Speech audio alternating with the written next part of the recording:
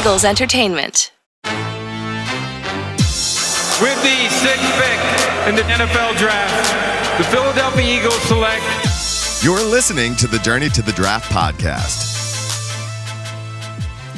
Welcome to the Journey to the Draft podcast. I'm your host, Fran Duffy. We've got some news to break down today because in Draft Buzz, Ben Fennell, Dane, Brugler, and I, not only are we going to break down the top quarterbacks in this class, as we teased multiple times last week, but we're also going to be breaking down the huge trades that happened in the NFL late in the afternoon on Friday of last week. These deals have a huge effect, not just on the teams involved, but also a bunch of other teams as well in the top 10. We'll be hitting on all of that and get into a little bit of pro day chatter as well in Draft Buzz. After that, on the clock, the three of us, once again, we're going to go through that fun exercise of playing the roles of teams in draft rooms across the league. This week, we're going to be making picks selected by random draw with that randomizer for the Chiefs, the Raiders, and the Ravens. So we're going to cover all three of those teams before we say goodbye to both Dane and to Ben. And then we're going to talk about one more squad, and that's the Detroit Lions in the Blueprint, where I catch up with Jeff Risdon to discuss for the first time this draft season a team that has a new GM and what their strategy could look like here in just about a month from the 2021 NFL Draft. Will they be in the market for a receiver? Could they take Kyle Pitts? Will they be another team that's in the top 10 that's on the move? We're going to hit on all of that with Jeff in that segment. And he's got a ton of interesting notes to share from the research that he has done with Detroit Lions general manager Brad Holmes. Then we'll wrap this show up with Draft Mailbag. We've got a couple good questions from you at home, including a couple of mock drafts. We'll hit on them right here to wrap up this podcast. Before we get there to the start of this show, however, just a quick reminder, jump onto our Apple Podcast page. Do us that great favor of leaving us a rating and leaving us a comment, whether it's a question about the process, a question about a player, mock drafts, player rankings, whatever it is. Head on over to Apple Podcasts, Stitcher, wherever you listen to this podcast. Leave us a rating, leave us a review. It helps us out. We'll help you out. Quid pro quo. Appreciate everybody that has done that lately. That being said, let's get this one rolling now. It's time now for Draft Buzz.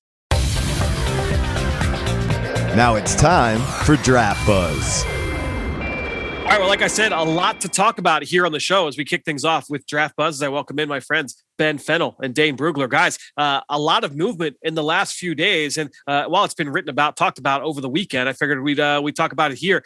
Let's just highlight the moves first, and then let's kind of go team by team and kind of talk through the fallout of these trades. First trade happened midway, or I should say early afternoon on Friday. The San Francisco 49ers trade up from number 12 to number 3. They give the Dolphins an extra third-round pick, and then they give up their first-round picks next year and the year after. So 2 first-round picks and their third-round pick to move up from number 12 to number 3. The Dolphins then turn around and they give the number 12 pick to the Philadelphia Eagles. The Eagles move back from 6 to 12. They also give the Dolphins their 5th round pick.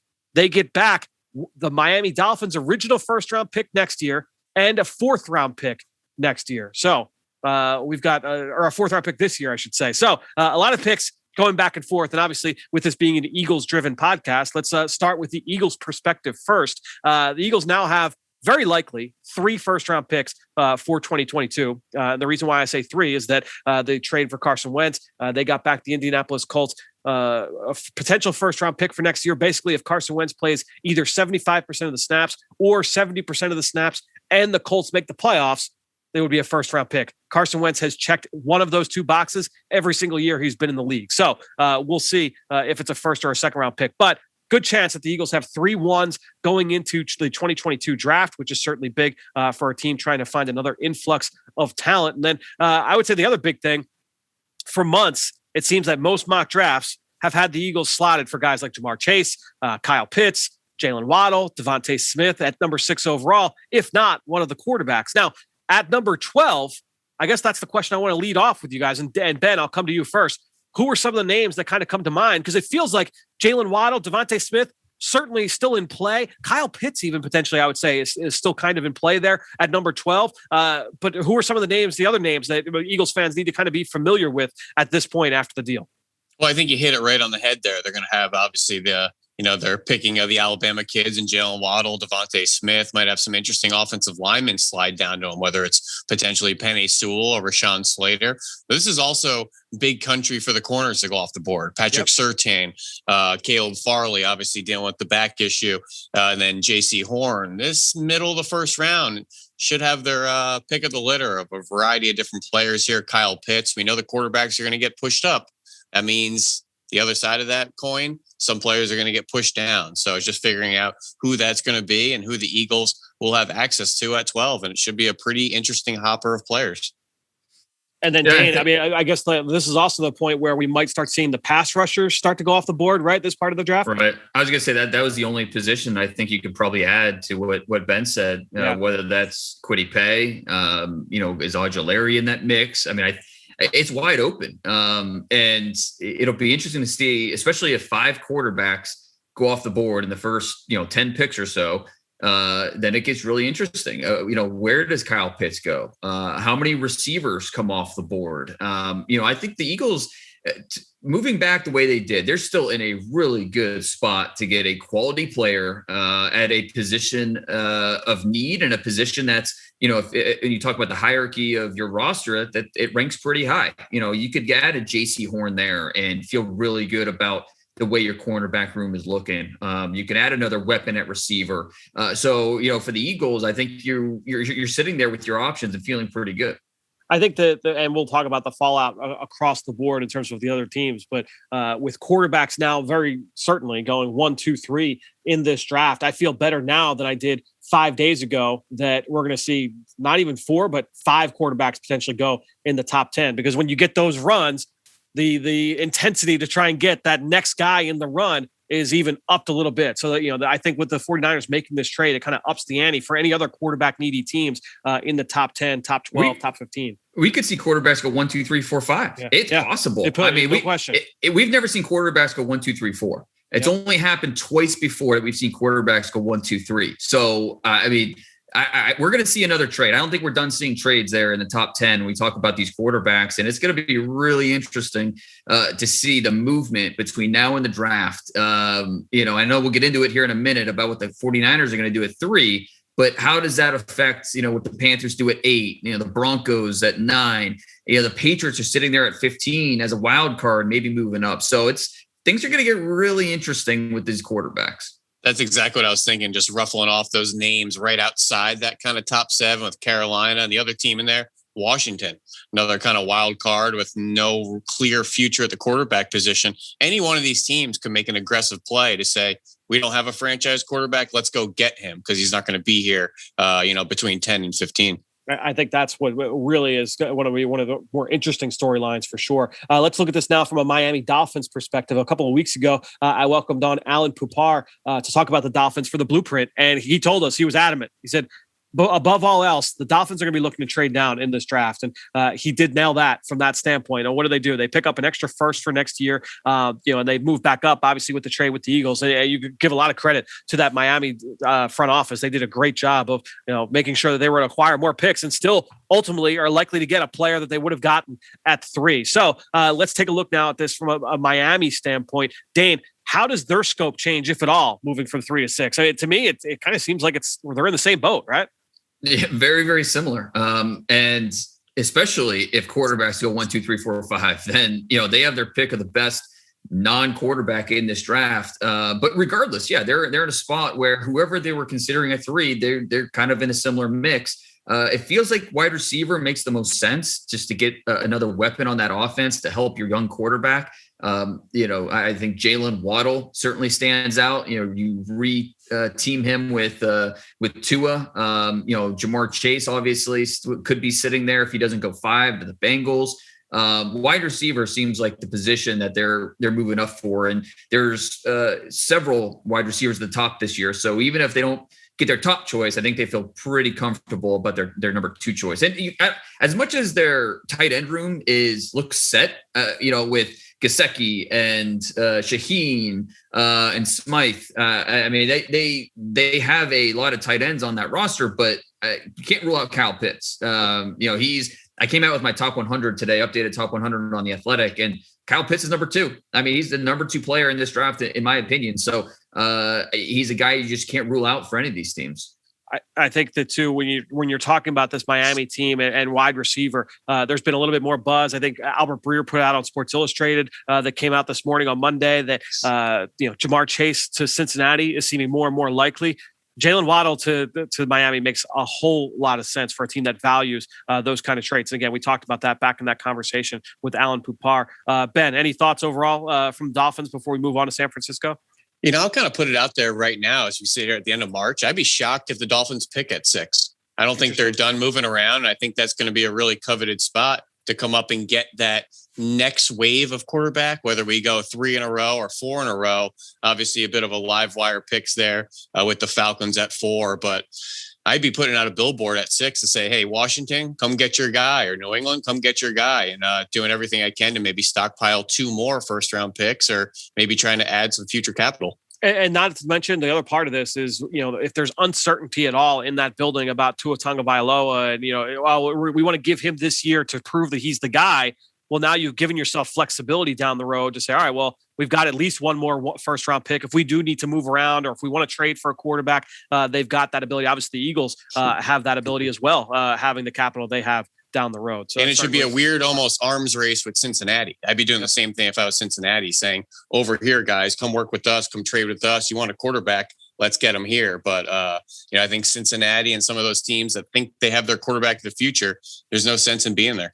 All right. So let's go now to the San Francisco 49ers and their perspective, because everybody now, it's like, all right, who are they trading up for? Obviously, they're all in for a quarterback. You're not doing this. You're not giving up 3 first-round picks to trade up for Jamar Chase or Penei Sewell, right, or Kyle Pitts. So ultimately, we're going to look at all 3 of these guys. Let's just kind of make an argument for Trey Lance, for Justin Fields, and for Mac Jones. And Ben, I'll come to you first. What's the argument for Trey Lance in San Francisco? How do you see him ultimately fitting?